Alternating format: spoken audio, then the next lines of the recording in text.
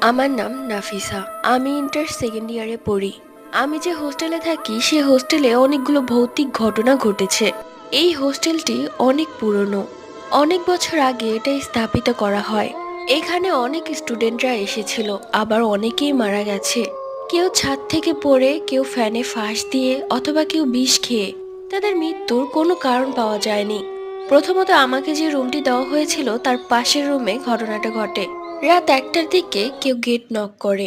বলতেই ভুলে গেছি, আমাদের সবাইকে কড়া হুঁশিয়ারে বলা হয়েছিল 12টার পর কেউ গেট নক করলে দরজা খুলতে না। আমার পাশের রুমে একটা নতুন মেয়ে এসেছিল। সে সেটা ভুলে যায় এবং দরজা খুলে দেয়। দরজা খুলে দেখে একটা স্টুডেন্ট। সে বলছে তার রুমে নাকি তার খুব ভয় করছে, সে যেন তাকে একটু আশ্রয় দেয়। সে নতুন মেয়েটাও সেই স্টুডেন্টকে আশ্রয় দেয়। সে জানতো না যে কোন বিপদ তার নিজের ঘাড়ে ডেকে নিয়ে এসেছে। পরবর্তী গল্প পার্ট 2-তে। লাইক